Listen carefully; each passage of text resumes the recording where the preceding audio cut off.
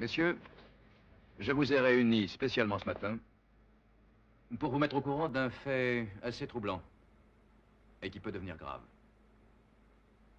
Vous n'ignorez pas que des indiscrétions volontaires sont toujours à craindre dans nos milieux industriels.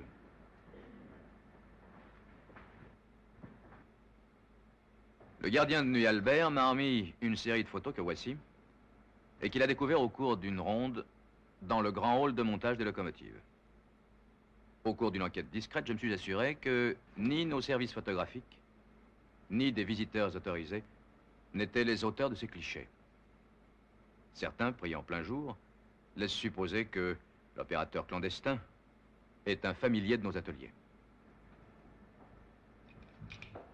D'autre part, le gardien note dans son rapport qu'il a trouvé les films après avoir aperçu l'ombre d'un personnage de petite taille fuyant à son approche.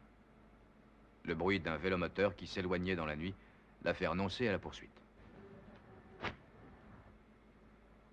Je vais vous projeter cette série de diapositives qui, vous le remarquerez, est suffisamment complète pour reconstituer les différentes étapes de la construction de nos locomotives. Il sera donc indispensable qu'à l'issue de cette projection, nous arrêtions les mesures de sauvegarde à prendre dans l'immédiat.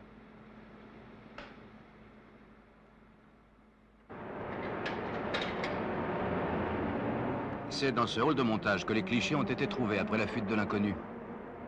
Vous verrez qu'il s'est exclusivement intéressé aux 3 types de locomotives, électriques ou diesel de grande puissance, qui présentent la particularité d'avoir en commun de nombreuses dispositions technologiques, tant dans leur construction que dans les équipements. Les premières images concernent l'atelier d'usinage. Affiché par le régleur sur le tableau de commande, après avoir été élaboré dans les services des méthodes, le programme de travail est exécuté automatiquement par les machines-outils.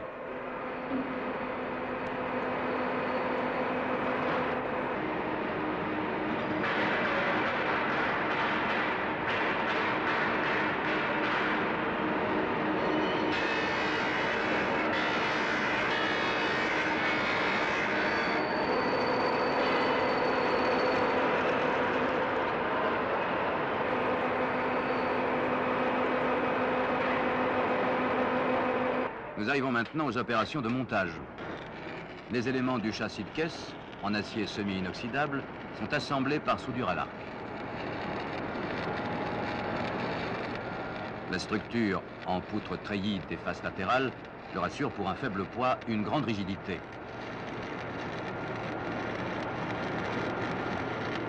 Leur fixation sur le châssis se fait par soudure.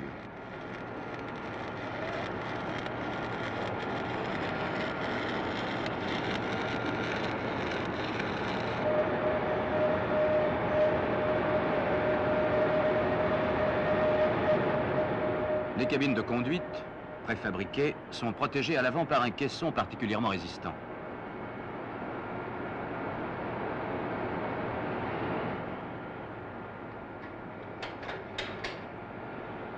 Sur les locomotives diesel électriques CC 72000, le bloc réfrigérant groupe l'ensemble des radiateurs et ventilateurs de refroidissement du moteur diesel. Le toit des cabines de conduite est constitué de fibres polyester.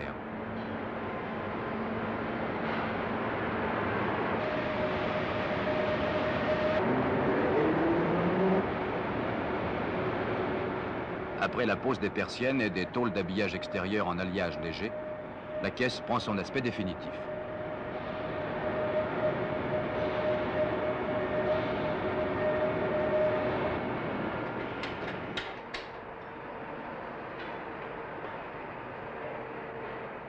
Que la locomotive soit diesel ou électrique, le châssis du bogie, formé d'éléments tubulaires soudés, est identique.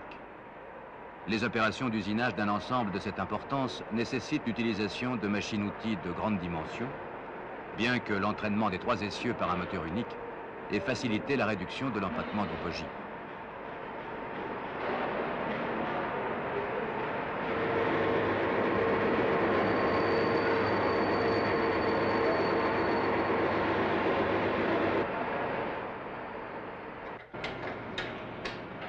Après la mise en place du moteur de traction, les bogies sont conduits dans le hall de montage pour y recevoir la caisse de la locomotive.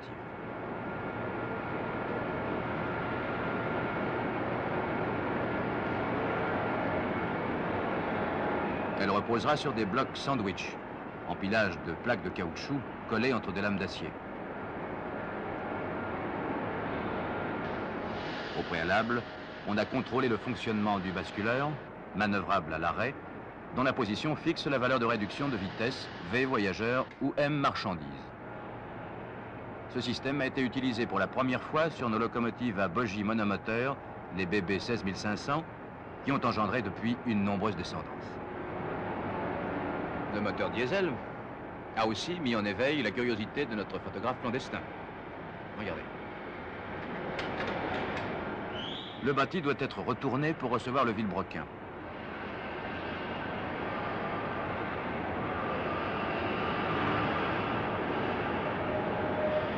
L'ensemble piston-bielle prend place dans l'un des 16 cylindres en V du moteur, qui pèse plus de 17 tonnes.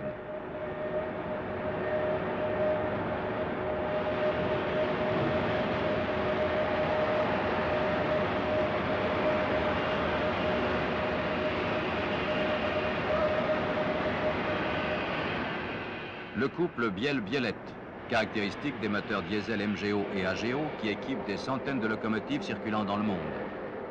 La chambre d'eau de refroidissement des cylindres. Le fonctionnement des soupapes. Apparaissent clairement sur la maquette du moteur, de même que les engrenages de distribution.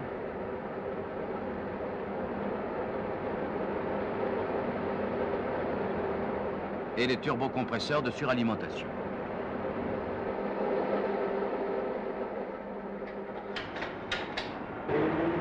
Après la mise en place de la caisse sur les bogies, le montage de la locomotive diesel sera pratiquement terminé.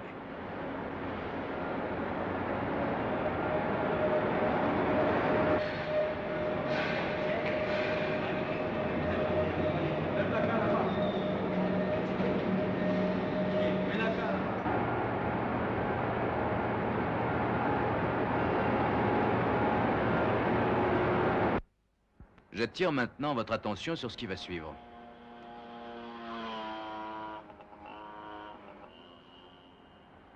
Regardez. Les CC 21000 sont des prototypes bicourants 1500 volts continus et 25 kV 50 Hz monophasés.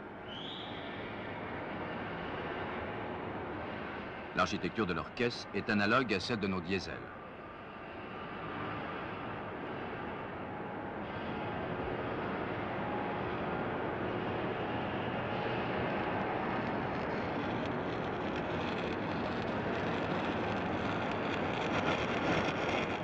Constitué de fibres polyester, le capot frontal habille, de même que sur les locomotives diesel, le caisson anti-collision. Le transformateur principal forme, avec son circuit de refroidissement par huile et ses selfs de lissage incorporés, un ensemble compact de 13 tonnes. Il se loge sous le plancher, à l'exclusion du conservateur d'huile qui pénètre dans la caisse.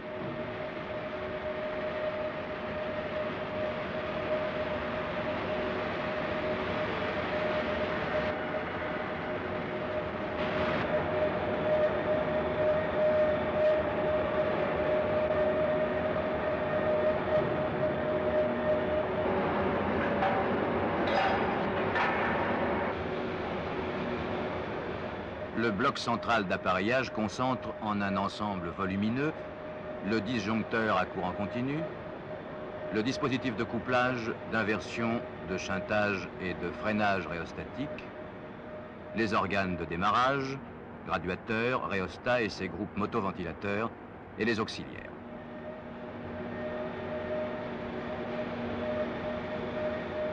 Le bloc redresseur comporte thyristor et diode. Capot enlevé, le détail de sa réalisation apparaît.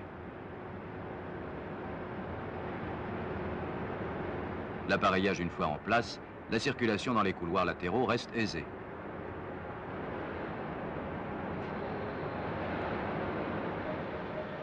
Deux pantographes type AM18 assurent le captage du courant. Un bipalette pour le continu 1500 volts, un unipalette pour le monophasé 50 Hz.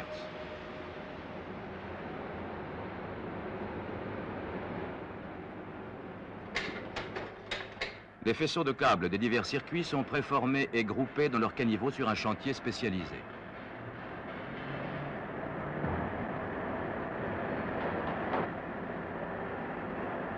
L'ensemble prend ensuite place directement à l'intérieur de la caisse.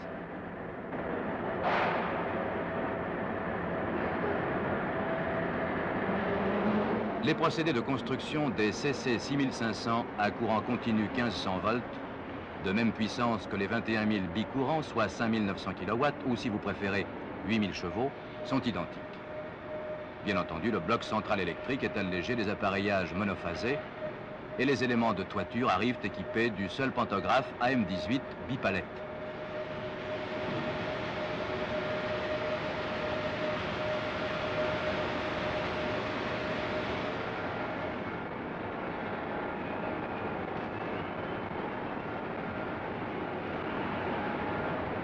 Destiné à la conduite en position assise, le pupitre de commande à caractère fonctionnel est analogue dans sa réalisation à celui des locomotives diesel.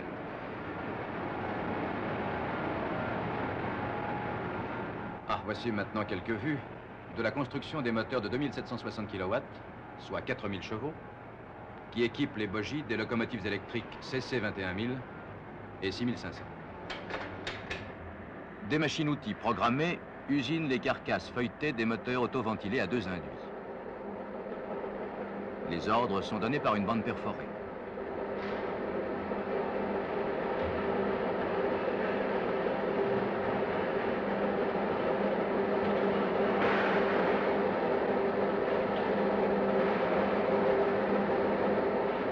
Au chantier de montage, les bobines principales, larges rubans de cuivre enroulés sur champ et isolés, sont fixés dans la carcasse de l'inducteur. Le soudage des liaisons collecteur-bobinage est une opération particulièrement délicate. De la qualité des soudures dépend la bonne tenue en service du moteur. Une nouvelle méthode de soudage à l'arc sous atmosphère neutre et sans métal d'apport est utilisée.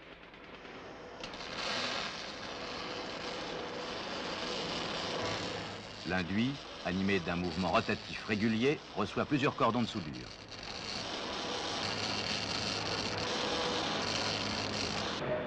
Après achèvement, les 4 tonnes de l'induit double sont calées dans la carcasse de l'inducteur.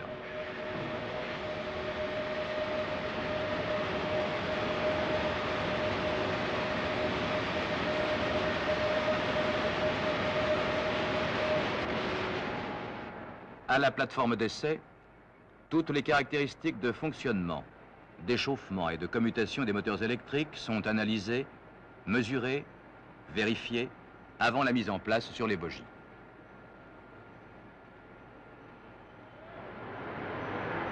À l'extrémité de la chaîne de montage, la rencontre de la caisse et des bogies marque un aboutissement qui a pour toile de fond une de nos locomotives électriques bifréquences de la série BB 20200. Toutefois, avant que la caisse ne dissimule les bogies, attardons-nous un instant au système de graissage de la chaîne cinématique, réparti d'une part dans le carter latéral au moteur de traction, d'autre part dans le carter principal des engrenages qui assure l'accouplement des 3 essieux moteurs. Sur ces locomotives, tant diesel qu'électriques, près de 300 litres d'huile fluide sont nécessaires pour assurer le graissage et le refroidissement des divers organes de la transmission de chaque bogie. Le graissage est effectué par barbotage, ruissellement et aspersion sous pression. Des pompes, entraînées par l'un des bouts d'arbre d'une roue dentée intermédiaire, font circuler l'huile, épurée au passage dans des filtres magnétiques. Le bon fonctionnement de l'ensemble est signalé au conducteur par l'extinction de voyants lumineux disposés sur le pupitre de conduite.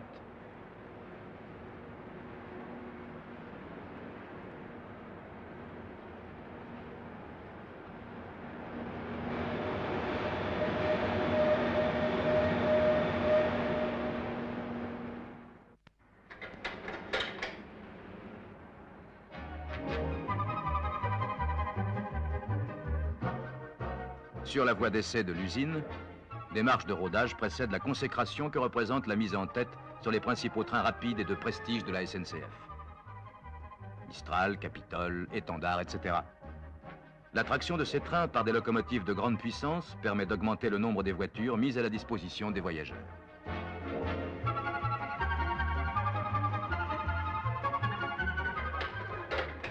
Au cours d'essais de captage du courant à très grande vitesse, sous caténaire monophasé à hauteur constante, la vitesse de 280 km à l'heure a été dépassée et des résultats remarquables d'adhérence sur rail sec ont été obtenus, 20% à 250 km à l'heure.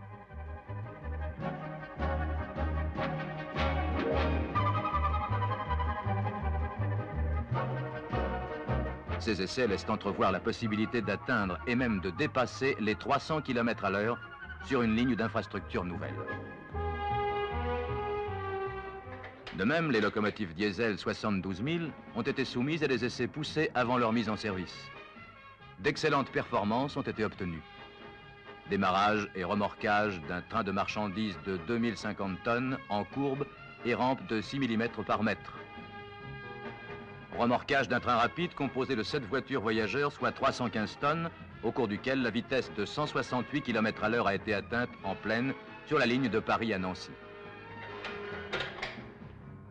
Comme vous l'avez constaté, nos 3 locomotives, électriques et diesel, laissent apparaître distinctement leurs similitudes, en particulier dans l'architecture de leur charpente de caisse, ce qui laisse la possibilité d'envisager la construction d'une locomotive pour courant monophasé, solution logique que la rationalisation des équipements autorise. Comme vous le voyez, rien n'a été oublié. Même les essais des machines ont été photographiés. Il est indéniable que ces clichés reproduisent les caractéristiques principales des constructions qui nous sont confiées. De plus, certaines photos prises dans les mêmes conditions sont peut-être déjà exploitées. Il est donc de notre devoir de...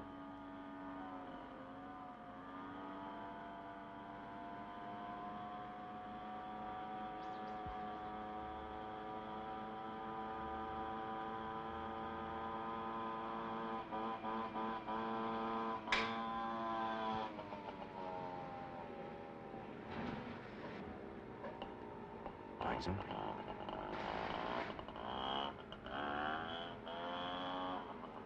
Messieurs, aussi curieux que cela paraisse, Non, excusez-moi un instant, je vous prie.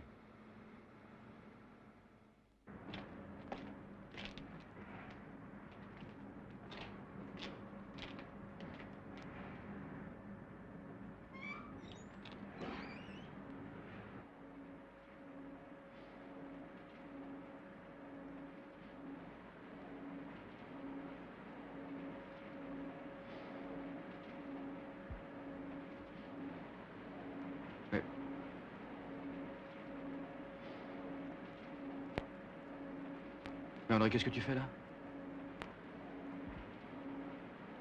Bah, papa, je fais comme toi, je fabrique des locomotives.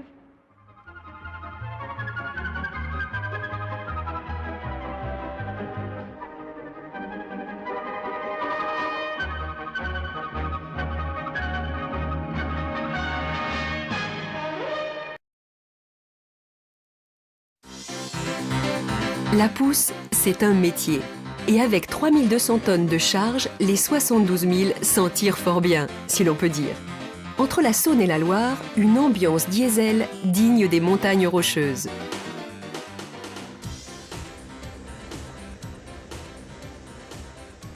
Parti de Fos-sur-Mer avant l'aube, ce couplage de BB 8100 remonte chaque matin la vallée du Rhône. Un attelage banal, un train parmi tant d'autres. Et pourtant, ce convoi va bientôt connaître un grand moment de traction.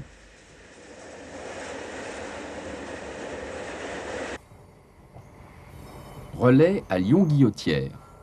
2 BB 67 400 viennent prendre la place des 8100 en tête de la rame.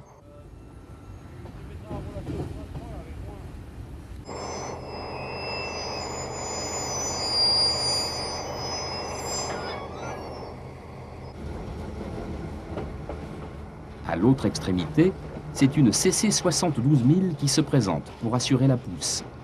Une configuration exceptionnelle pour pallier le dépassement de la limite de résistance des attelages. C'est le cas avec ce train complet de bobines d'acier qui va devoir gravir des rampes de 10 pour 1000.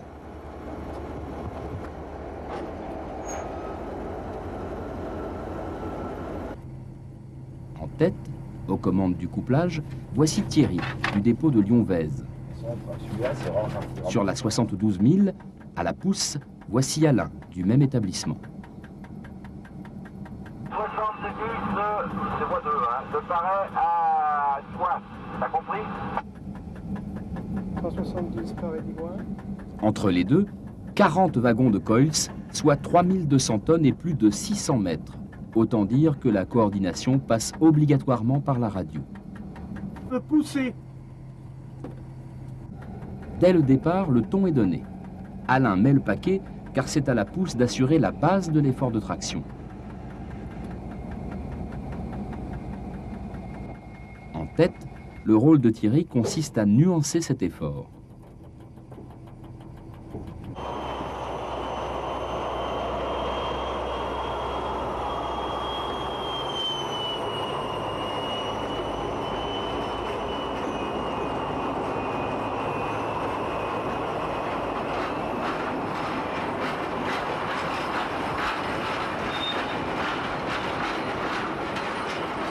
But du voyage, Digoin, à 140 km au nord-ouest de Lyon, aux confins de la Saône-et-Loire et de l'Allier. Le parcours qui débute combine un profil difficile et une marche tendue. Les tôles d'acier coulées dans la nuit à fosse et encore brûlantes en cette mi-journée doivent être livrées le soir même aux forges de Guignon. Voilà qui explique l'ampleur des moyens mis en œuvre, peut-être un record de France en traction diesel. Faites l'addition vous-même. 2 fois 2400 chevaux en tête égale 4800, plus 3600 chevaux en pousse, total 8400.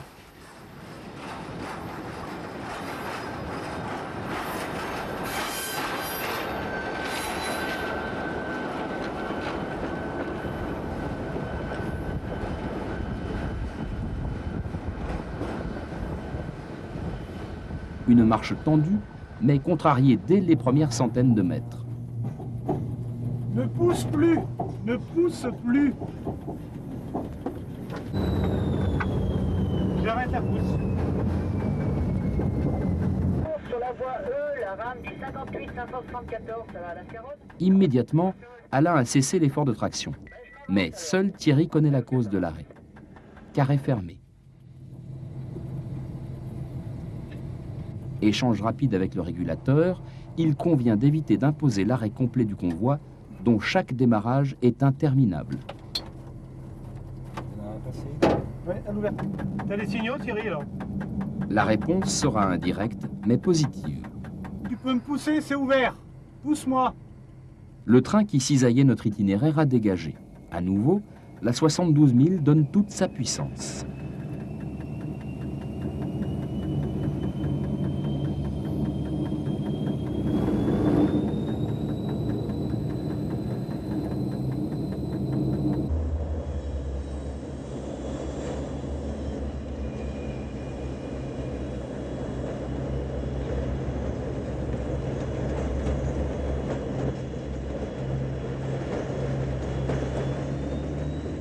Maintenant, le convoi laisse la direction de Perrache derrière lui et s'engage dans la tranchée qui conduit vers la Pardieu.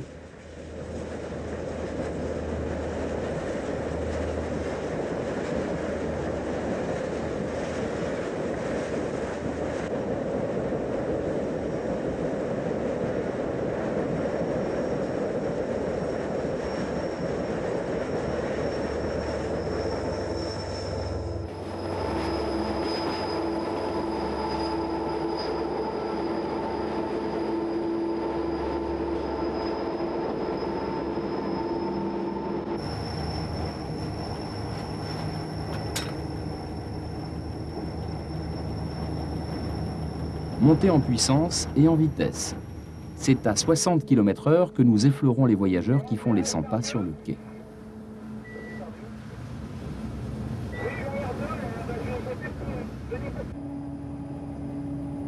Voie libre, mais comme il se doit, les 67 000 referment les signaux sur leur passage et, de la 72 000, on ne voit que du rouge. La pousse, une occasion unique d'accumuler les franchissements de carrés fermés dans le plus strict respect des règlements de sécurité.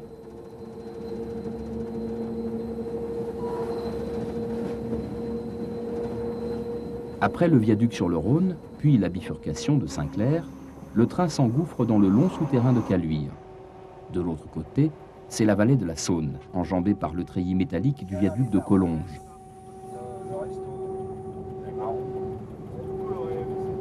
Bientôt, nous allons rejoindre les voies montant de Perrache et avec elles, l'itinéraire historique de l'artère impériale.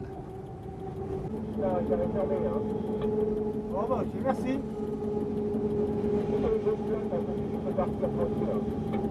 Ouais, d'accord. Un secteur chargé où le régulateur prévient Thierry qu'il va rencontrer du jaune.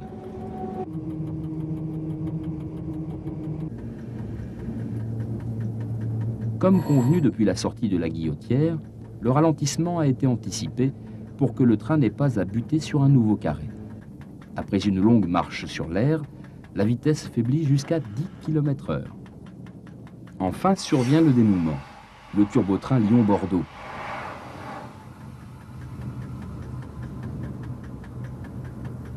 Après le dépassement, le train de Cols reprend très progressivement sa vitesse. Il faut laisser au turbo le temps de dégager, puisque nous allons bientôt rouler sur la même voie que lui.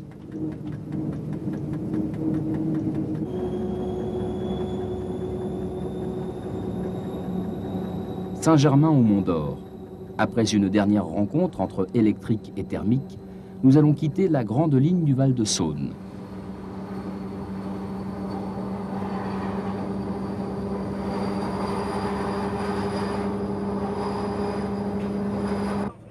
Fin de la quadruple voie, puis, dès le début du saut de mouton, interruption de la caténaire. Le train 475-082 pénètre dans son domaine, celui où la traction autonome règne sans partage.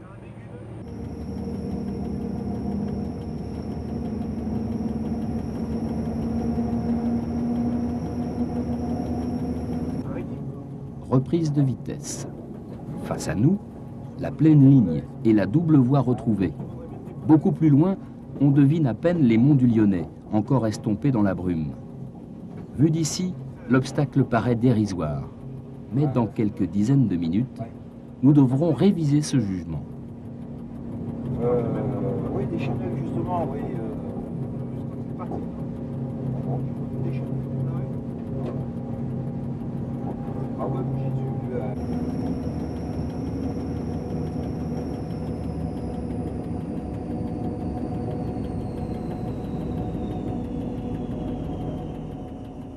Après une pointe toute relative, un peu plus de 60, Thierry coupe la traction et se laisse couler. Le train approche de Lausanne. Devant le bâtiment, du plus pur style PLM, c'est un plan de voie encore très fourni, presque intact, qui motive un sévère ralentissement.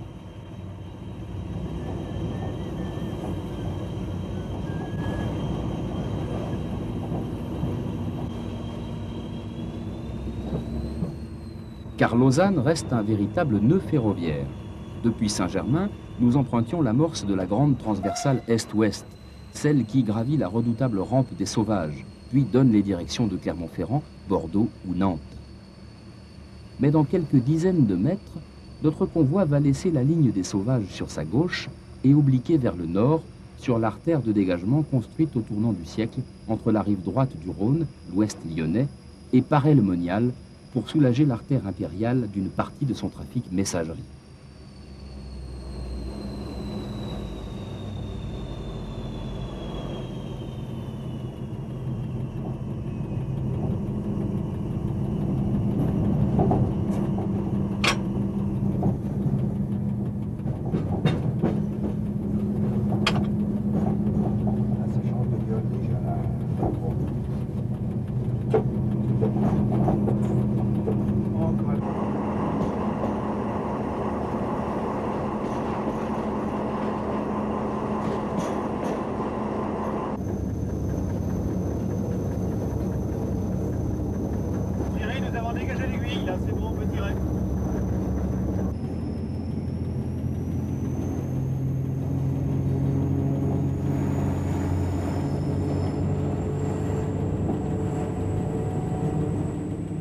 Mais depuis les années 50, le trafic a été concentré sur l'itinéraire de Bourgogne et la ligne sur laquelle nous nous engageons est tombée en léthargie. Dernière étape de l'inexorable déclin, la mise à voie unique à l'automne 95.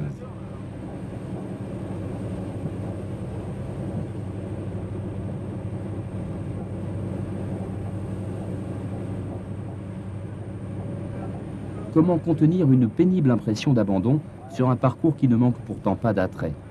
Premier aperçu avec le village perché de Châtillon d'Azergues.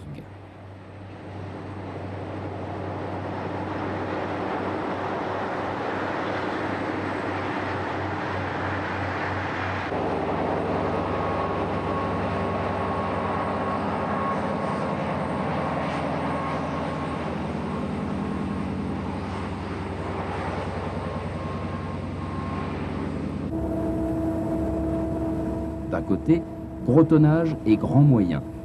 De l'autre, une voie unique qui se fond de plus en plus discrètement dans un cadre naturel presque sauvage. Ce contraste est peu courant en Europe, et lorsque monte au loin le rugissement des 48 cylindres, on s'attendrait presque à voir surgir l'un de ces immenses trains cargo de l'Ouest américain.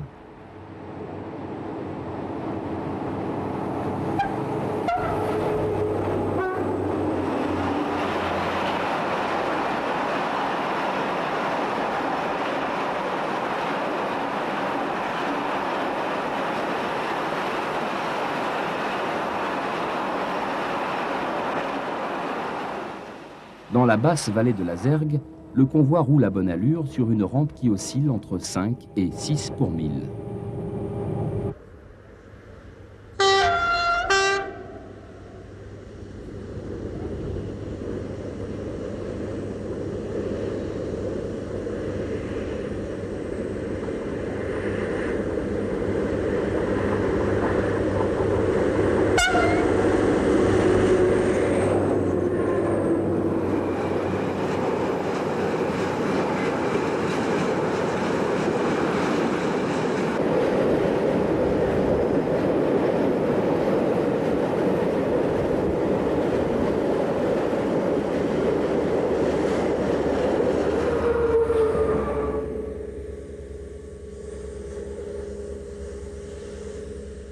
Effort de traction à fond sur les 3 machines.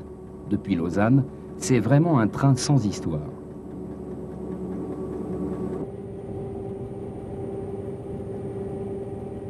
Après Ternant, tout de même, la vallée se resserre et l'on commence à noter de brefs passages à 9, puis 10 pour 1000. Aujourd'hui, ces premiers raidillons sont imperceptibles. Sous le grand soleil de cette fin d'été, la puissance l'emporte. Mais sur le rail gras des premiers jours d'octobre, il faudra jouer plus serré avec l'adhérence.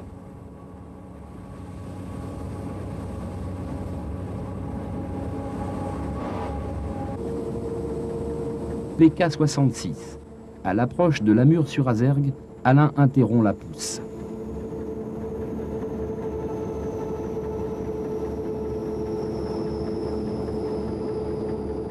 À l'avant, Thierry aussi a tout coupé. La traversée de la gare est limitée à 40.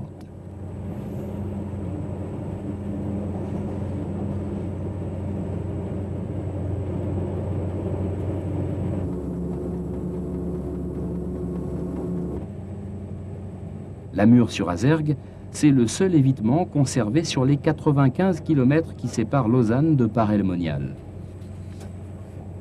30 km sans point de croisement de Lausanne à Lamure. C'est encore courant, mais le canton qui va s'ouvrir devant nous jusqu'à Paray atteint la longueur record de 65 km. Et c'est là que les difficultés vont vraiment commencer, avec une rampe continue de 10, voire 10,5 pour 1000. Chaque fois qu'un wagon supplémentaire franchit l'aiguille de sortie, ce sont 80 tonnes de plus qui s'engagent dans la rampe. Alain pousse de toute la puissance de sa 72 000, mais ça ne suffit pas. Le régime du diesel augmente, mais le bruit des transmissions, c'est-à-dire la vitesse, décline. Écoutez bien.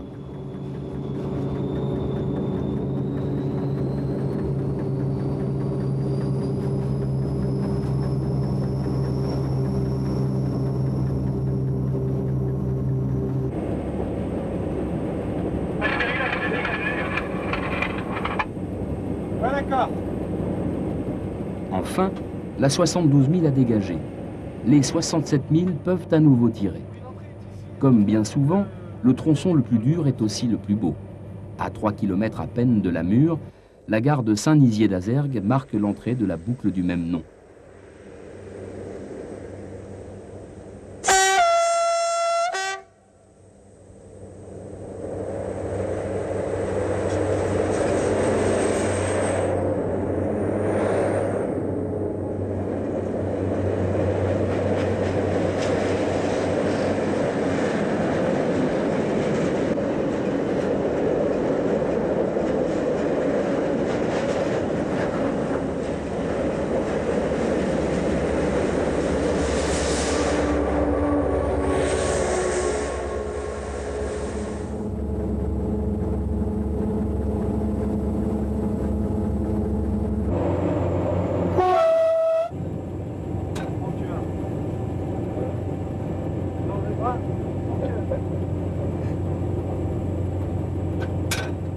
À la sortie du tunnel, le train passe la halte perdue de Claveyzol, sensiblement à mi-distance du vaste cercle qui lui aura fait gagner 30 mètres lorsqu'il repassera à l'aplomb de sa propre voie.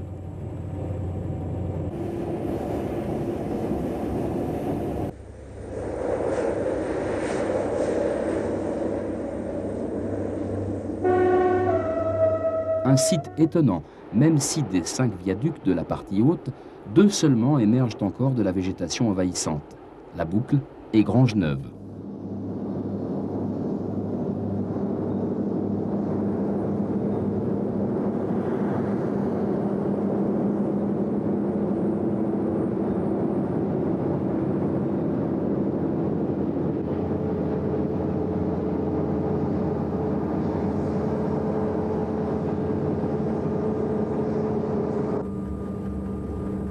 Dans le décor, comme dans les cabines, l'ambiance montagne est évidente. L'aiguille du Tacro n'a pratiquement plus décollé du 40, depuis que le ralentissement de la Mure a brisé notre élan. Mais voici la gare de Poule, au sommet de la rampe.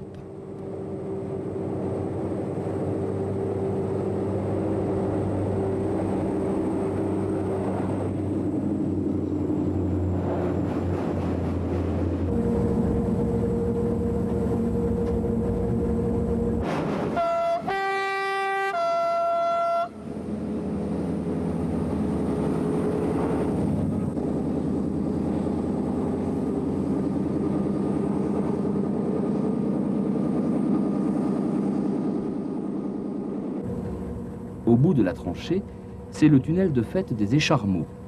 À l'oreille, on localise facilement le point culminant à 524 mètres d'altitude et l'inversion du profil.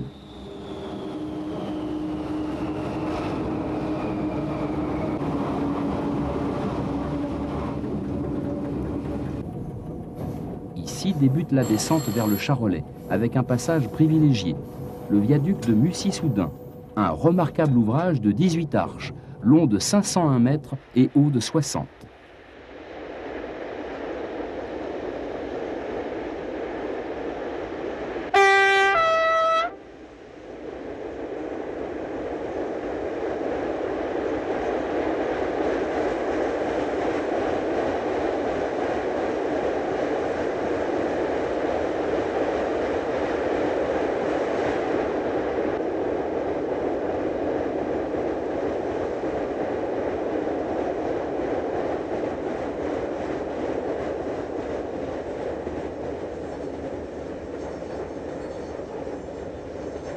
On se croirait presque en montagne, mais c'est déjà la plaine.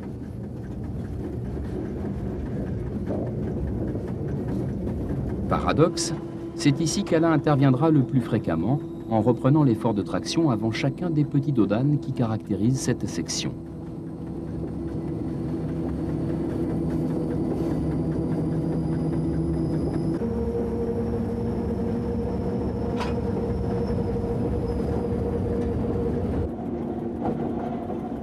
Mais bien sûr, c'est dans la montée de l'Azergue que le plus dur a été fait. Passé par El Monial, la fin du parcours en dents de scie très atténuée se déroule en bonne partie sur l'air.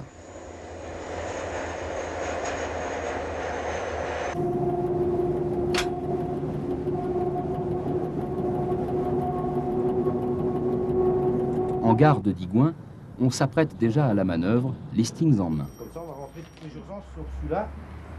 Mais celui-là, il va tâcher de le mettre quand même. Et on les marque... non, on les marque pas là. C'est bon, c'est tout.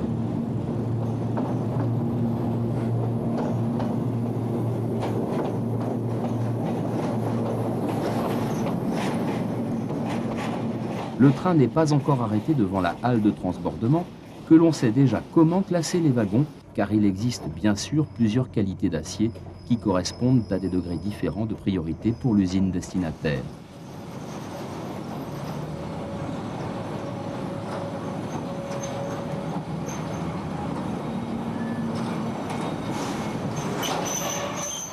Quant au transbordement, il est inévitable. Depuis 1953, Gueugnon a perdu la voie métrique qui la reliait à Digoin. Les projets de reconstruction ne s'étant jamais concrétisés, les 15 derniers kilomètres du voyage incombent à un transporteur routier local.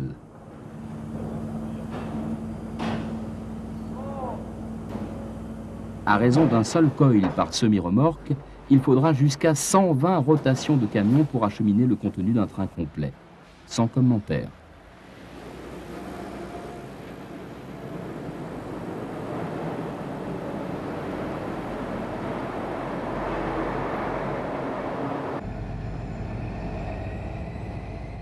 Quant à Thierry et Alain, ils repartent illico sur Vèze avec leurs 3 machines haut le pied. Leur très probable record de France de tonnage et de puissance en traction diesel n'était pour eux qu'une journée de roulement parmi les autres. Demain, ça sera peut-être des navettes L'Arbrel en 425 chevaux ou bien une tournée Le Puy en 2800.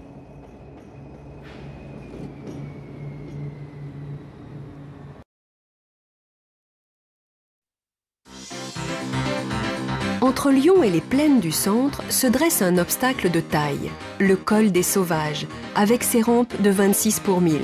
C'est dans tous les sens du terme l'un des hauts lieux des CC 72 000. Dans ces réunions de famille que l'on appelle journée porte ouverte, tous les regards convergent traditionnellement sur l'une des silhouettes les plus avantageuses de la génération. Et il en va toujours ainsi, même si la rencontre est fortuite, même si la robe est celle de tous les jours.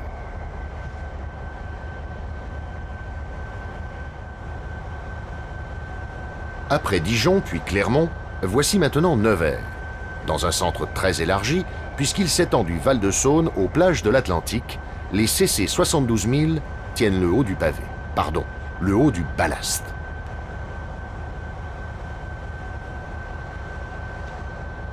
Et parmi celles-ci, nous remarquerons tout particulièrement la 84e du nom, intentionnellement maintenue dans sa décoration originelle.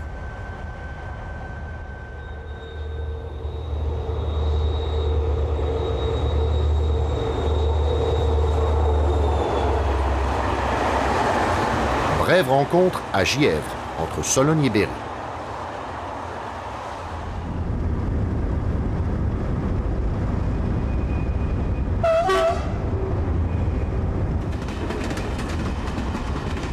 Depuis Tours, la grande transversale n'en finit pas de traverser des plaines. Malgré l'absence de caténaire, malgré la sonorité d'une voix qui n'est plus de la première jeunesse, nous sommes ici sur un chemin de fer aussi performant que rectiligne, jusqu'aux abords de Roanne, où nous allons presque changer de monde.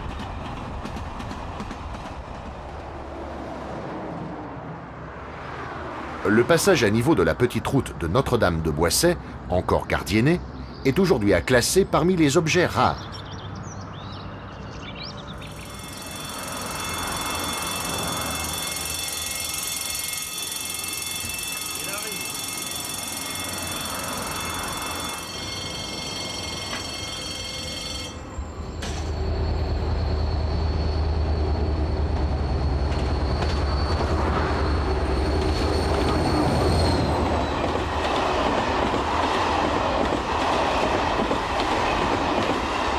Seule la présence dominante de l'élite de la traction thermique nous rattache au temps moderne. Toute proportion gardée. Voici déjà plus d'un quart de siècle que l'endroit figure dans le curriculum vitae très fourni des CC 72 000.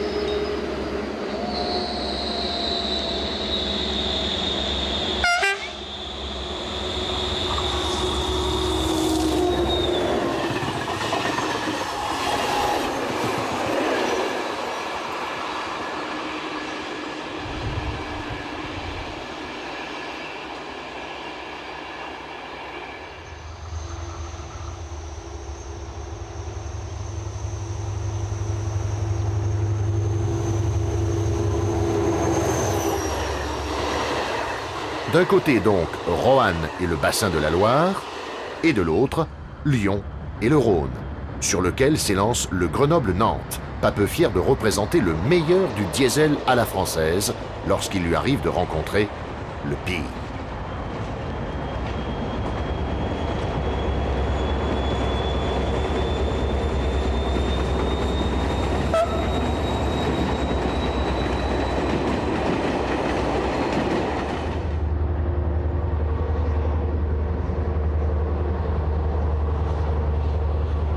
Une balade plus qu'un voyage. Du côté de Couzon au Mont-d'Or, l'atmosphère sereine des bords de Saône pourrait le laisser croire. Mais le ferroviphile, qui connaît un tant soit peu sa géographie, ne se laissera pas tromper. Entre Lyon et Roanne, le parcours n'est pas de tout repos.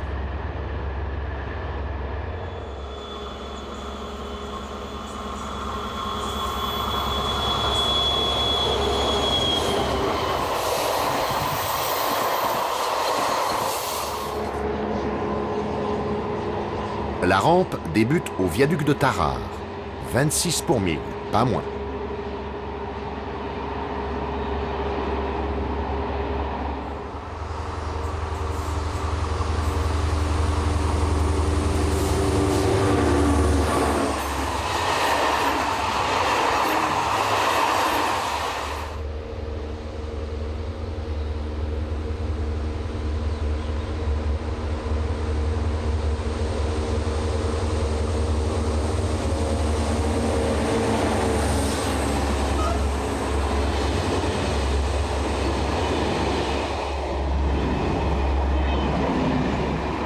Après 4 km d'ascension à pleine puissance, les trains ont perdu un bon tiers de leur vitesse lorsqu'ils pénètrent dans le long tunnel des Sauvages.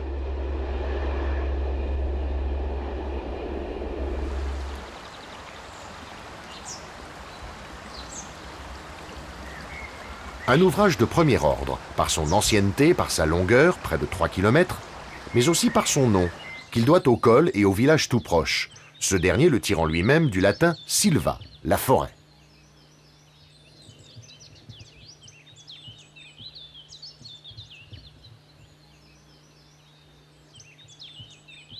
Nous voici rassurés. Aux Sauvages, les indigènes sont parfaitement civilisés. Et sur le versant atlantique, les explorateurs du rail pourront apprécier en toute quiétude une véritable réserve du chemin de fer classique.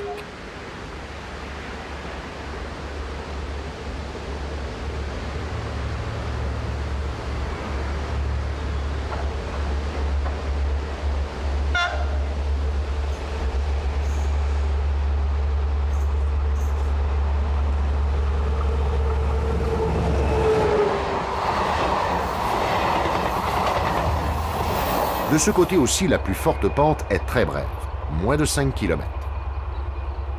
Très vite, le profil ne fait plus apparaître que de très ordinaires 8 à 11 pour 1000, puis un très modeste 5 du côté de l'hôpital lorsque la vallée commence à s'ouvrir.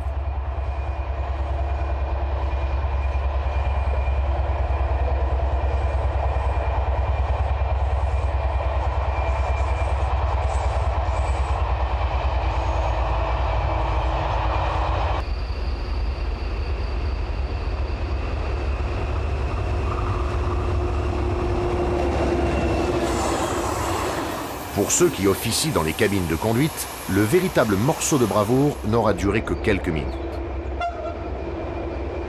Dans la plaine, il va falloir faire preuve de patience. Dis chef, c'est encore loin l'océan.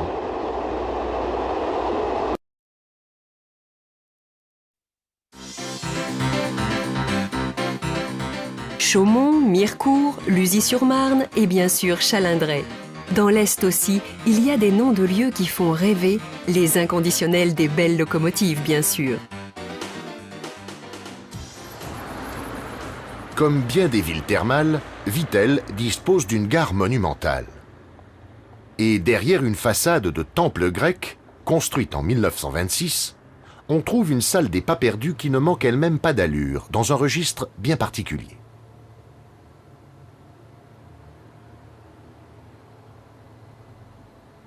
Le béton armé, matériau favori des années d'entre-deux-guerres, s'impose dans la coupole qui coiffe l'ensemble, mais partout ailleurs, il a été soigneusement dissimulé. Dans cet ensemble classé, tout a été conservé en l'état, même si la cohabitation entre le mobilier d'origine, la communication contemporaine et les œuvres de l'artiste local peut paraître inattendue. En temps normal, les voyageurs ne se bousculent guère. Et si l'édifice n'a pas l'importance de ceux que l'on a comparés à des cathédrales, il y règne un silence qui évoque irrésistiblement la nef d'une église. Mais il est des petits matins qui annoncent de grands jours.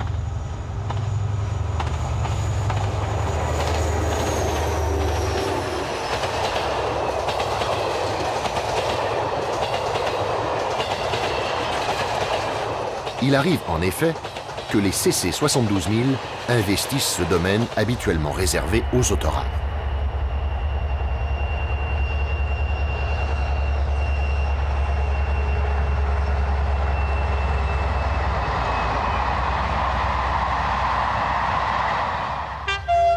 C'était en août 2000.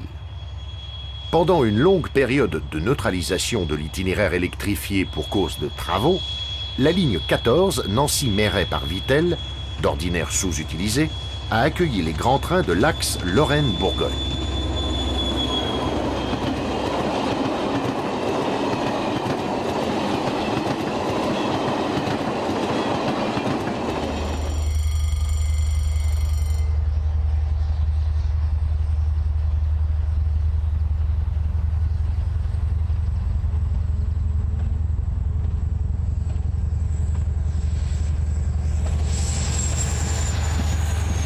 Quotidiennement au menu, le 16 141 Metz-Portbou de matinée et le 16 107 Metz-Lyon de fin d'après-midi, entre autres.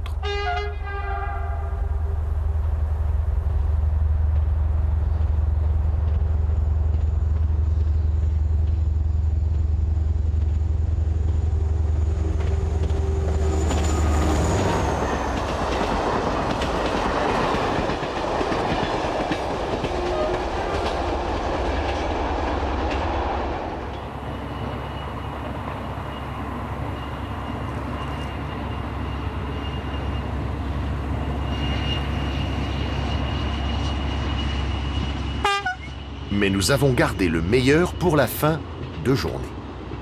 Le 16 640 Cerbère-Metz, coutumier d'une lumière vespérale somptueuse.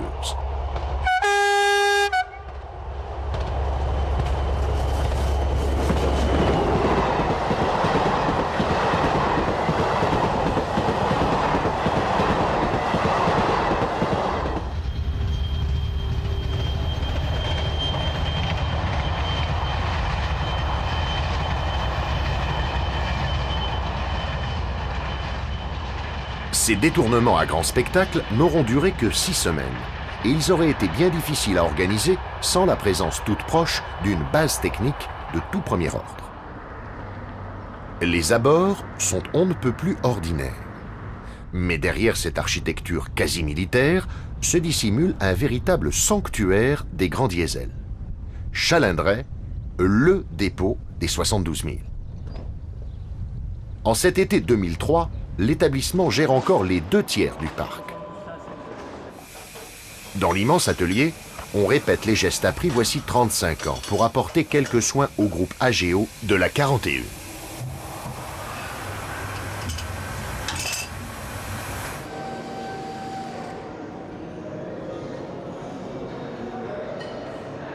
Quant à la 72 010, elle dévoile son anatomie, ou tout au moins celle du fameux bogie monomoteur, à l'occasion d'une intervention de routine. Non, Michel, je vais mettre ça dedans. Ah, c'est fini. La clé là, t'as essayé? Ah, ça va pas, elle est pas assez loin. On va y arriver. C'est passé par l'option, Michel. Ah, là, oui, il manque 1,5 cm.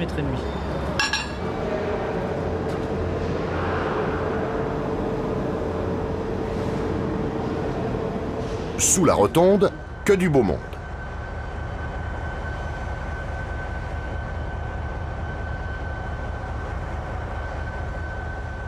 Là, nous nous intéresserons plus particulièrement à la 72 009, en phase de tarage.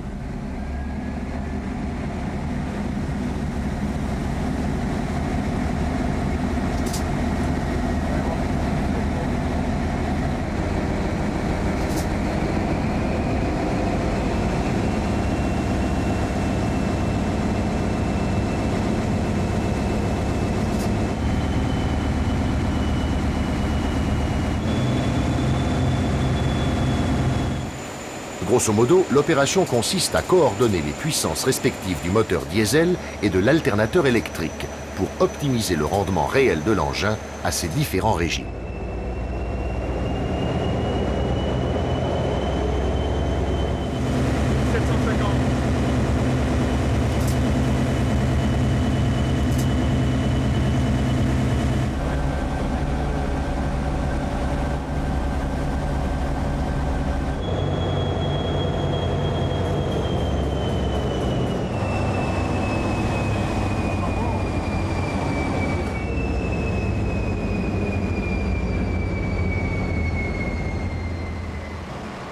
Depuis peu, un nouvel élément est apparu. Le moteur Pillstick, aussi puissant que le groupe d'origine, mais moins encombrant et moins polluant. C'est ce qui distingue les 72 100, avec bien sûr la livrée en voyage, qui, depuis ses premières applications en 2002, aura fait couler presque autant d'encre que de peinture. Une façon élégante de dire que cette nouvelle décoration a été, pour le moins, controversée.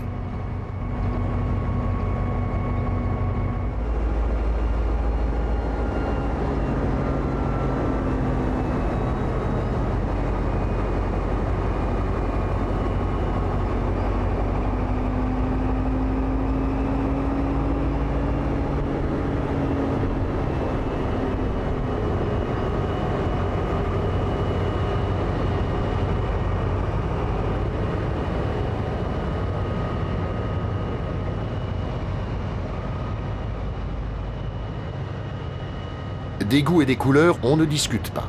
Et chacun se forgera son opinion, en profitant de l'un de ces côtoiements propices à la comparaison.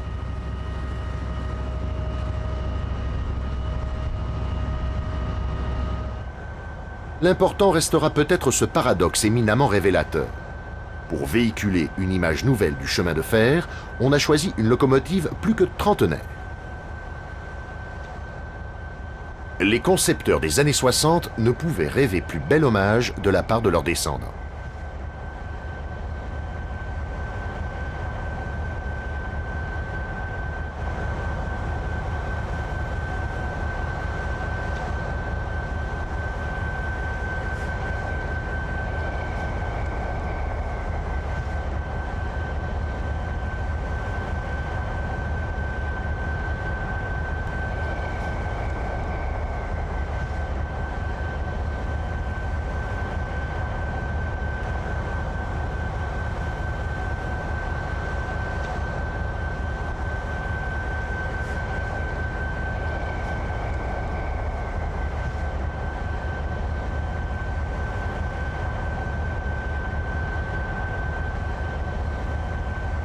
Mais la plaque tournante de Chalindray vaut aussi par son sens figuré.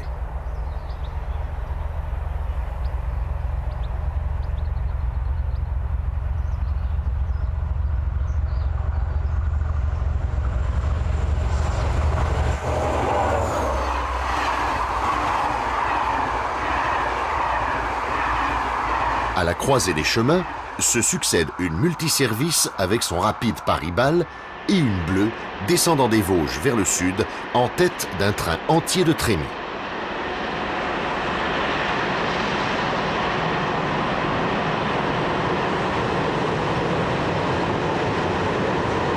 Le décor est planté, mais le tableau reste dominé par la célèbre ligne 4 et ses trains grandes lignes, avec les 72 000 en exclusivité.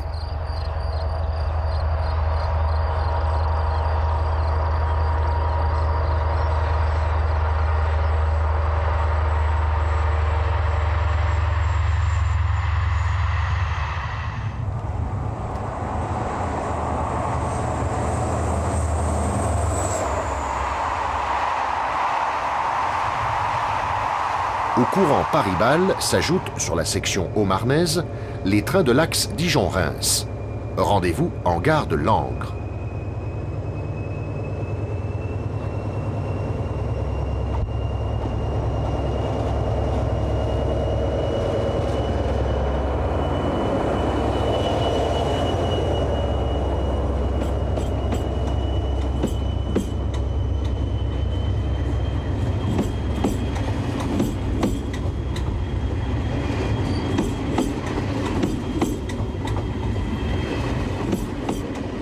Sur cette desserte classée TER, les compositions sont moins fournies. L'autorail pourrait bien finir par prendre la relève et, ici, les 72 000 sont peut-être au crépuscule de leur carrière. Lumière matinale intense du côté d'Amblanc, lorsqu'approche le premier Mulhouse-Paris de la journée.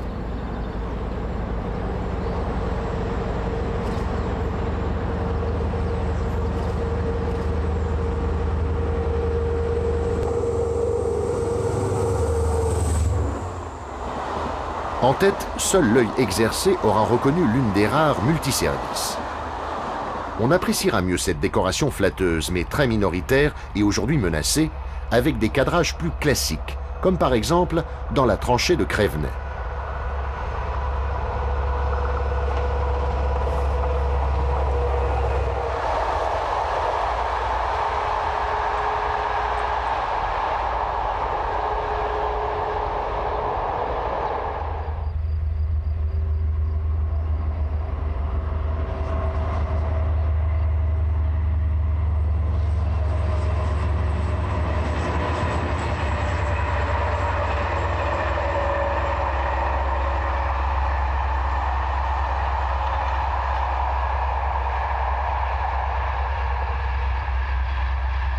À l'inverse de la livrée multiservice, les couleurs du fret se sont rapidement propagées. Et il restera de ce début de siècle de nombreuses images de contre-emploi.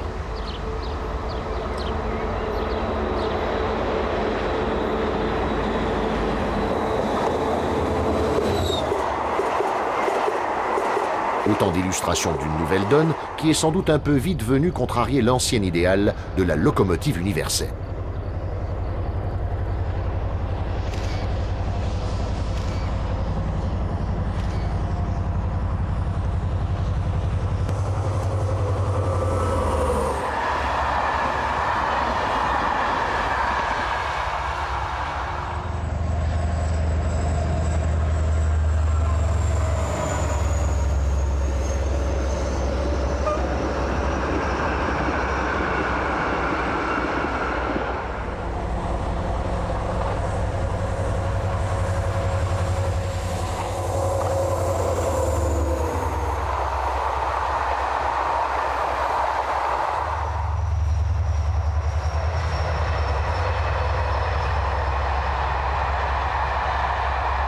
Mais il y a tout de même des 72 000 fret pour remorquer des convois de fret.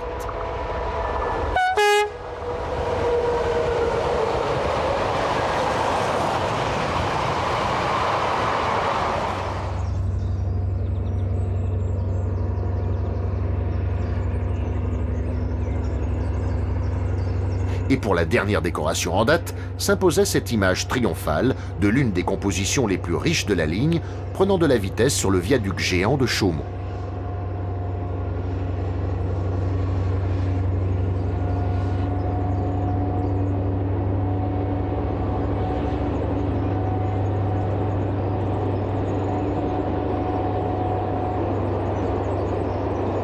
Mais une visite de la ligne 4 ne saurait se concevoir sans une matinée à Luzy-sur-Marne.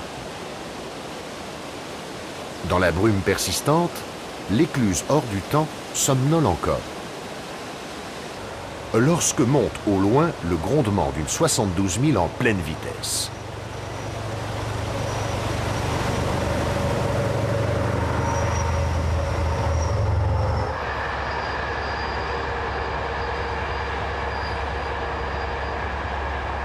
Brutalement tiré de sa torpeur, le site va finir de s'éveiller sous les premiers rayons d'un soleil printanier.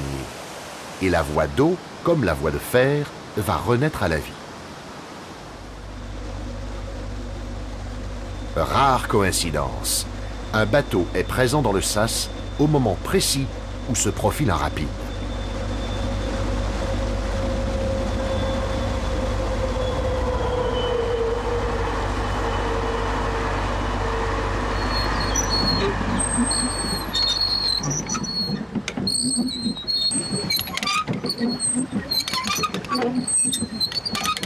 Quelques secondes à peine pour le passage de la 72 000, une bonne dizaine de minutes d'immobilité pour la péniche. Oh, ça doit faire à peu près ça, hein, la vie. Je vais pas regarder. Moi, je pense que ça va être dans les heures blancs.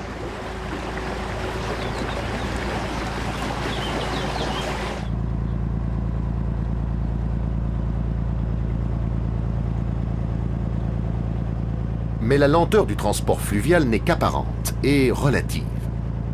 Déjà, le monstre de 250 tonnes de charge se met en mouvement, l'étrave pointée dans la direction de la ligne de partage des eaux. Plus loin, pour le marinier et sa famille, ce sera la descente de la Saône, puis du Rhône. Et dans 3 jours, ils seront rendus à Sète. Entre nous, un wagon isolé ferait-il bien mieux?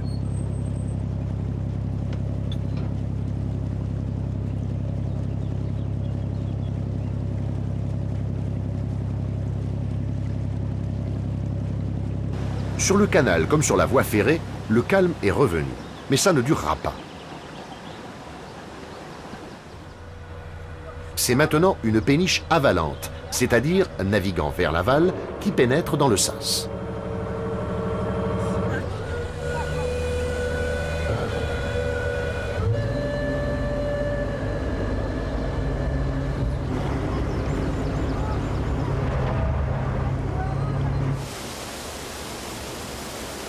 Nous allons pouvoir assister à toute l'opération. Et la digression nous sera sans doute pardonnée.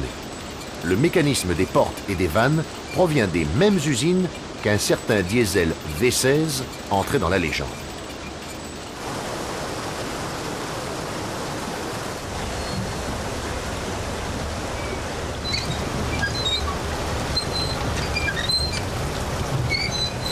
Comme il se doit, les plaisanciers prêtent main forte aux éclusiers avant de reprendre leur navigation, jusqu'à l'écluse suivante, bien sûr.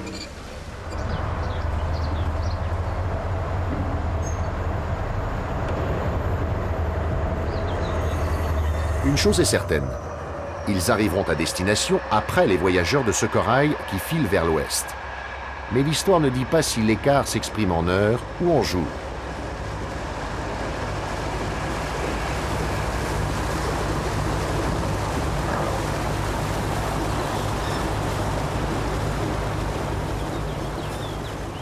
Ces 2 bateaux seront les seuls de la matinée. Heureusement, la voie ferrée et ses locomotives vedettes sont plus actives que la voie d'eau.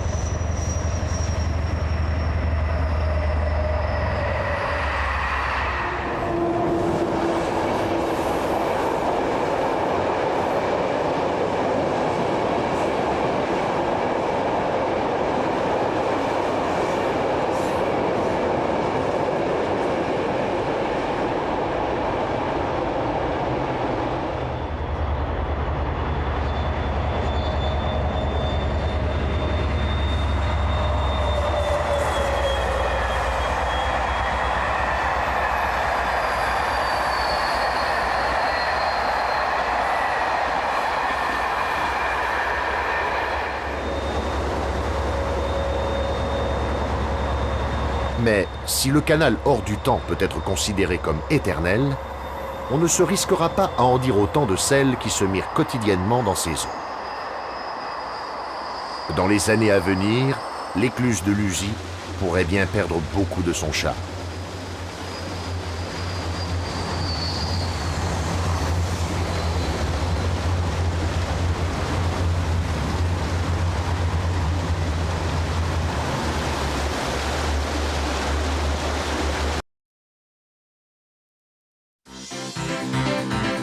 Vous serez nombreux à les classer parmi les plus belles des Françaises de l'étranger.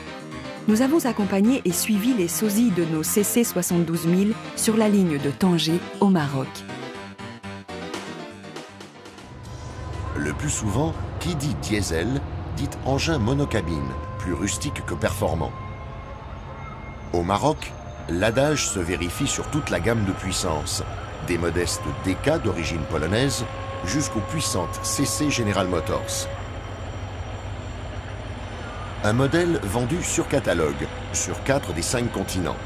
Bref, du prêt-à-porter et aussi prêt à tout, des manœuvres lourdes jusqu'aux trains de voyageurs rapides. Mais il subsiste quelques exceptions à cette règle quasi planétaire.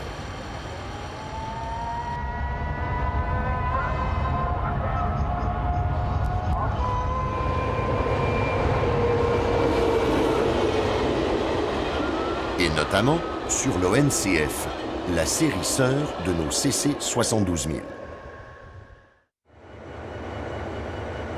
Aussi belles que leurs jumelles françaises, les DF, comme on les appelle là-bas, revêtent des teintes chaudes que nos CC n'ont jamais connues.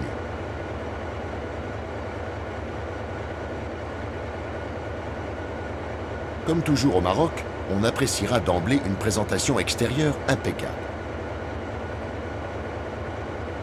C'est beaucoup plus qu'un détail, surtout pour qui sait que les doyennes de la série, contemporaines de la toute première tranche des 72 000 SNCF, approchent les 35 années de service.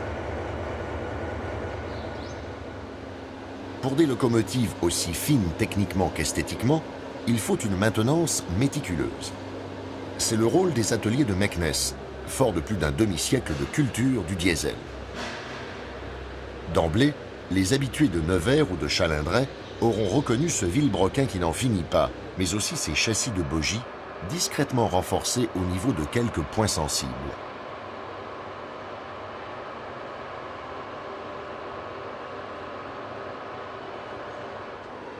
L'atelier, qui compte parmi les tout premiers établissements industriels de la ville, assure toutes les fonctions d'entretien de la série, et il intervient aussi sur des engins de manœuvre et sur le matériel remorqué.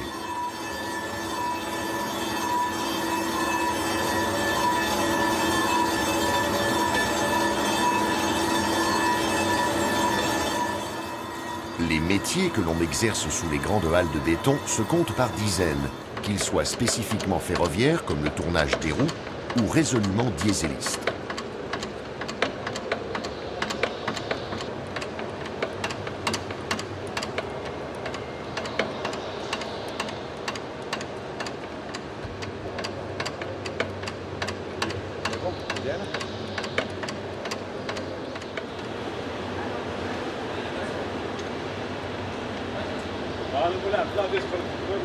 Dans ce dernier cas, on peut indifféremment s'exprimer en tonnes, lorsque c'est le bâti du moteur qui est concerné, ou en millimètres, voire en microns, lorsqu'il s'agit de vérifier l'étanchéité d'une culasse ou de tourner une bielle.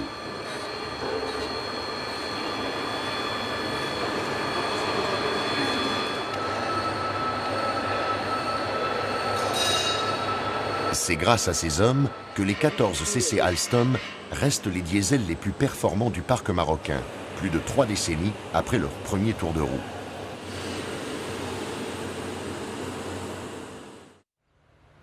Dépôt de Sidi Kassem, 8h30. Rachid vient prendre son service pour assurer ce jour-là le rapide CT Casablanca-Tanger avec la DF 114, la cadette de la famille.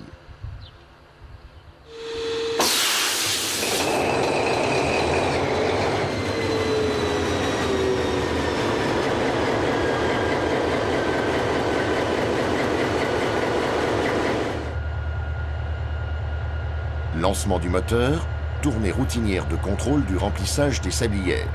L'heure approche.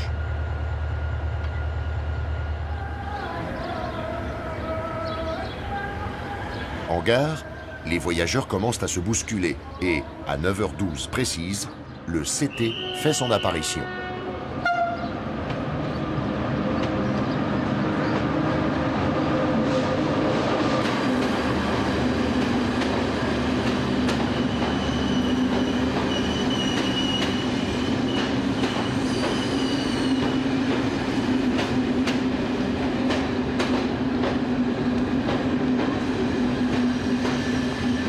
Casa, la E1300 a parcouru 212 km sur la grande ligne, à 95 de moyenne.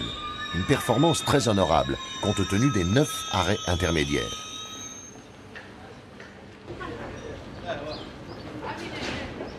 Gare de correspondance entre les directions de Meknès, Casablanca et Tanger, Sidi Kassem est aussi un point d'échange de machines et de rebroussement. À l'autre bout du convoi, la DF s'approche pour la mise en tête.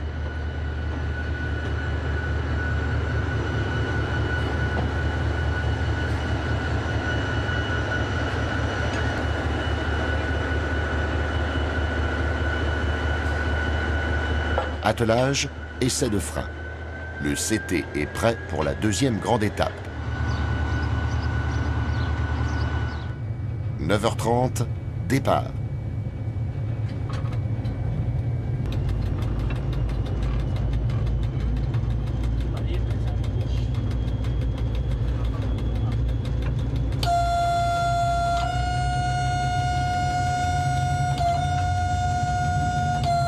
Rachid, assisté par son chef de train, exécute progressivement sa montée en vitesse. Sur ce premier tronçon, nous avons droit à 90.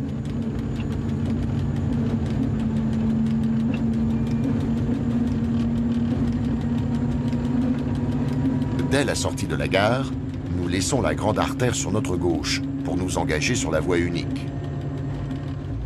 Quant à la caténaire, présente sur quelques kilomètres pour assurer le bouclage du raccordement direct presque inutilisé, il est bien rare qu'un archet de pantographe vienne la caresser.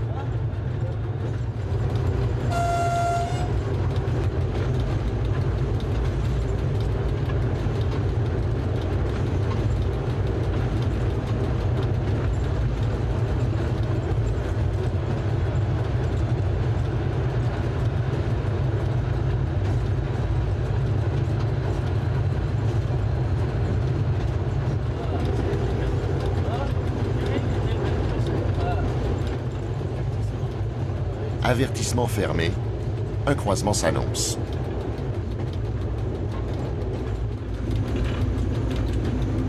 Rachid a freiné pour aborder la petite gare de Msada, perdue dans la plaine.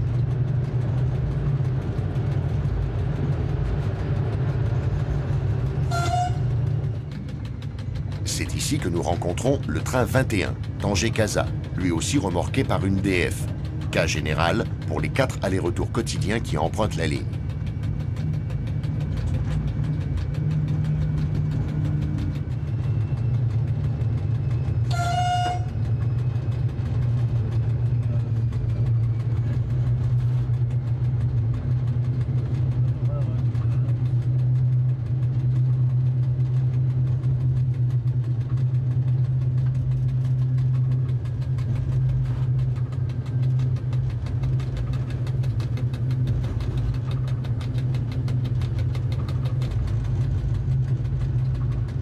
Dès la sortie de la gare, la caténaire s'interrompt, sans qu'un seul mètre superflu de câble ait été tiré au-delà de l'aiguille.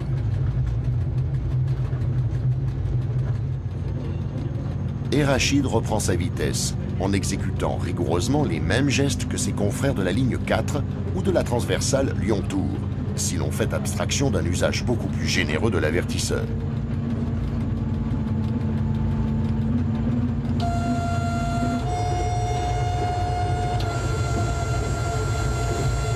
Mais pour une fois, personne ne traversera in extremis ce PN, souvent très animé.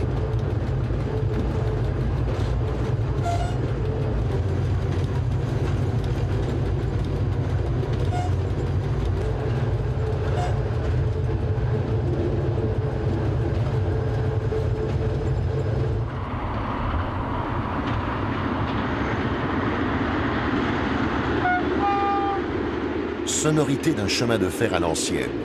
Malgré les soins constants dispensés par les équipes de la voie, on reconnaît aisément le rail léger et les traverses métal des origines.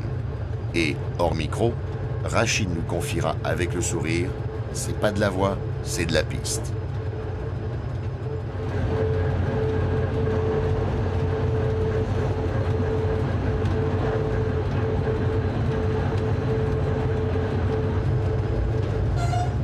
Mais l'observateur européen, qui pourrait citer bien des exemples similaires sur les petites lignes de la France profonde, prêtera davantage attention à l'environnement, beaucoup plus proche ici de l'image traditionnelle que sur la grande ligne.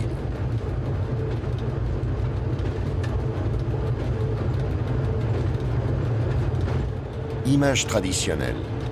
L'ex-compagnie internationale du Tanger-Fès va toutefois nous en offrir une.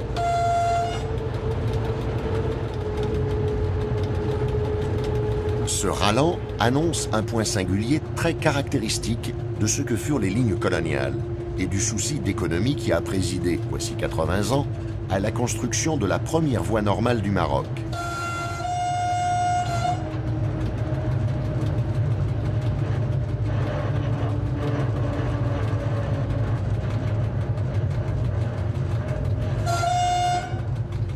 À 40 à l'heure, le rapide Casa-Tanger aborde le pont mixte rail-route de Mechra Belksiri. Une curiosité dont les jours sont toutefois comptés. Sur la berge, on a entrepris les premiers sondages, préalables à la construction d'un nouvel ouvrage.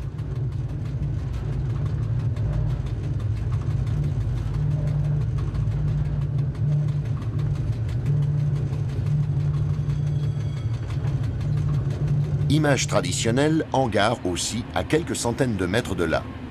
Devant le bâtiment des années 20, les voyageurs attendent patiemment leur train.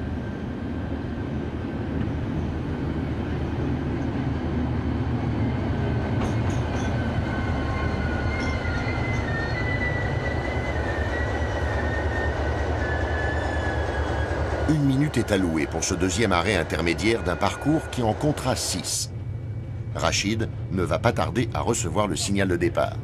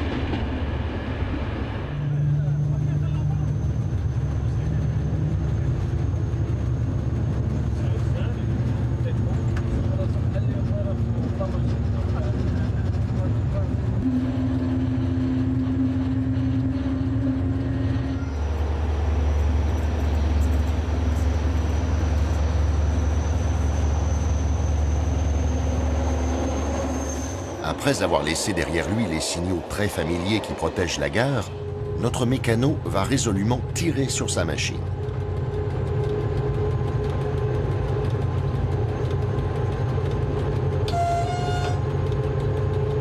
Ici débute la seule section de la ligne autorisant le 140. Mais l'aiguille du tacro montera bien lentement, sans jamais arriver en butée. Le diesel, même beau, a ses limites.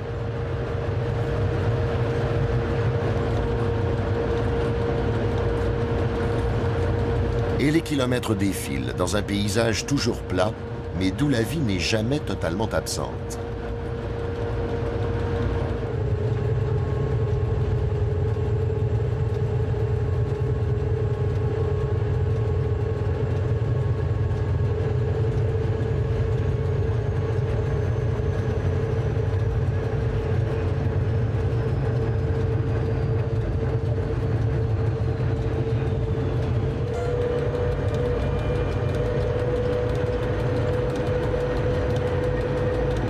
Dans la vaste plaine agricole du Rarb, d'autant plus fertile que le printemps a été abondamment arrosé, on finit toujours par trouver un berger et ses moutons, qui assurent consciencieusement le nettoyage des abords de la voie.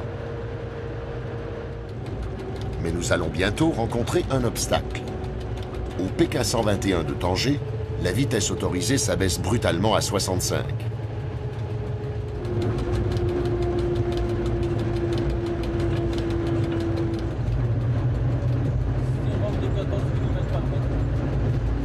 Le passage à niveau marque le début d'une rampe de 15 pour 1000, unique intermède accidenté sur ce parcours facile. Et le CT, qui s'était un instant cru l'égal de l'Arbalète Paris-Bâle, va maintenant nous rappeler le Ventadour, dans des sinuosités dignes de Clermont-Brive.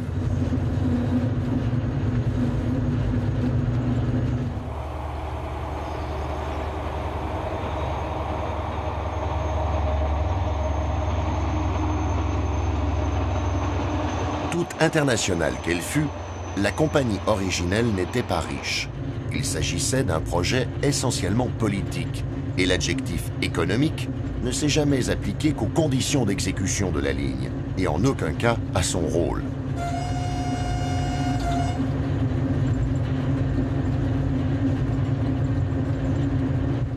Sur ces courbes et contre-courbes tracées au plus près du terrain naturel, on se croirait presque aux antipodes de la section Casa-Rabat-Kenitra, hyperactive et superbement réalignée. Au Maroc comme ailleurs, l'analyse des statistiques de trafic a fait naître un chemin de fer à 2 vitesses.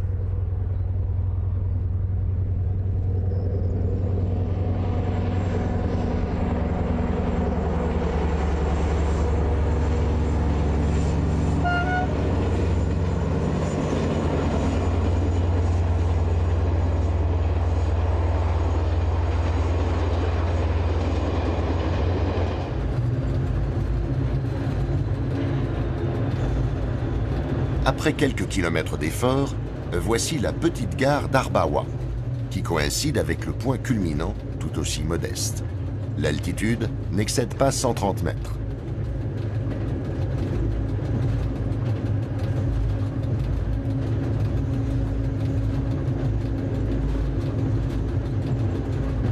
Bien évidemment, notre mécano a tout coupé et le grondement du V16 s'est atténué. Ici débute la descente vers le bassin de l'Oued Loukos.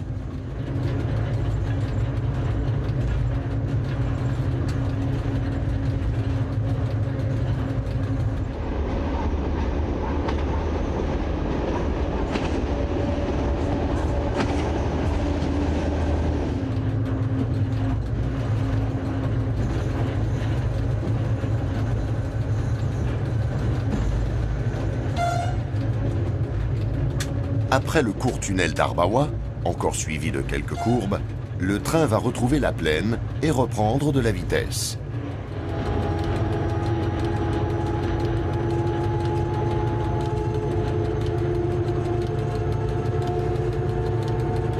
Simultanément, nous quittons ce qui fut jadis le protectorat français pour entrer sur l'ex-territoire du Maroc espagnol.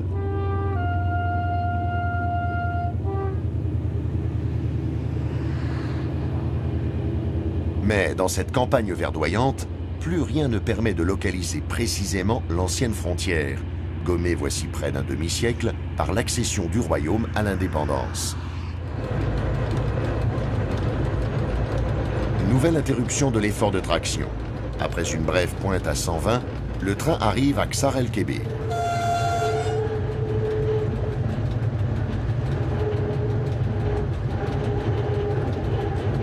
On comprendra vite que ce gros bourg n'a pas les mêmes prétentions touristiques que les fameuses villes impériales, mais il s'agit tout de même de l'étape intermédiaire la plus importante du parcours.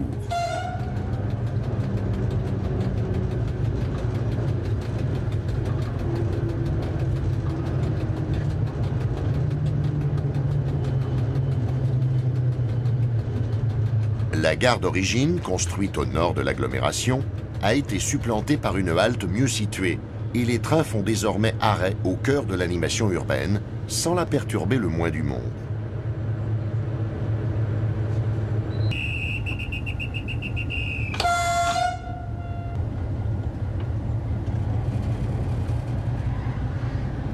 Le flux incessant s'interrompra tout de même un instant, pour laisser repartir le convoi.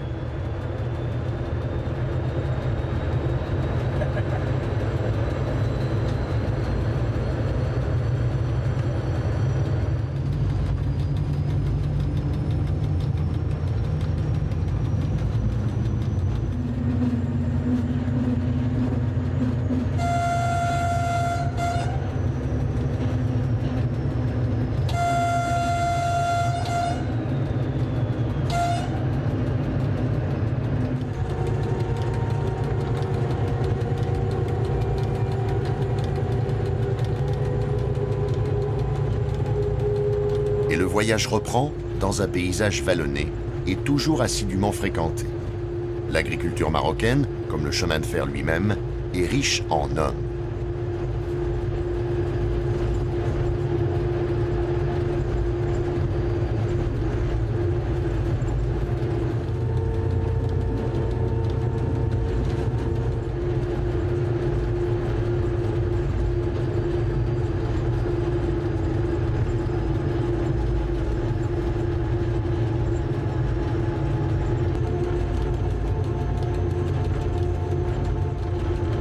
Après avoir effleuré l'Atlantique du côté d'Assila, nous pénétrons dans la zone des étangs.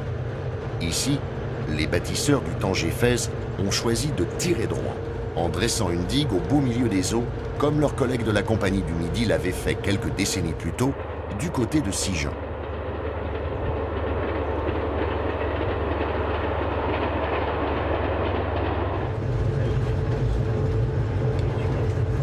À 100 à l'heure, une vision fugitive nous rappellera tout de même que nous ne sommes pas entre Languedoc et Roussillon, bien que l'Europe soit désormais toute proche.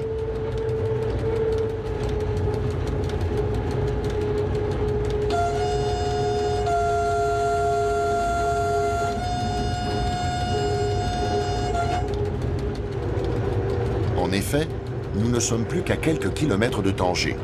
La DF-114 se laisse désormais glisser à faible allure sur un ultime tronçon tortueux où rien ne semble encore annoncer l'arrivée dans une cité millionnaire.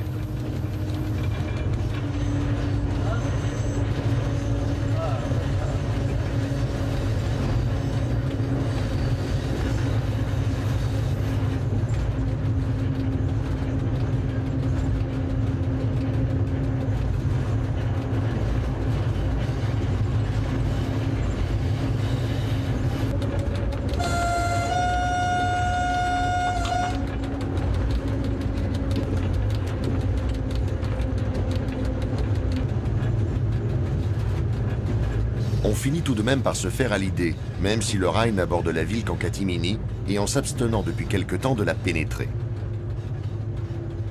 Un gigantesque projet d'urbanisme, qui inclut tout de même la reconstruction de la gare centrale, a conduit à reporter provisoirement le terminus en périphérie, nous privant de l'arrivée dans la gare maritime, d'où l'on prenait autrefois le paquebot pour la métropole.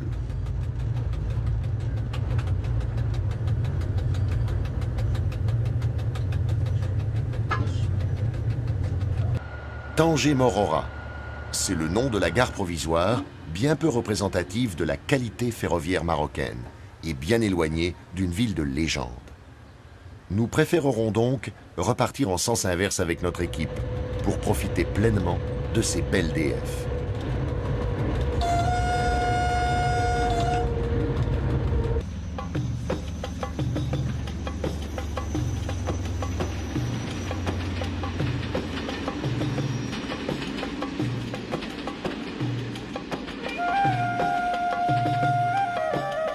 Car les années à venir pourraient bien leur être fatales. Ici, on ne connaît qu'un seul type de véhicule qui puisse prétendre à l'éternité.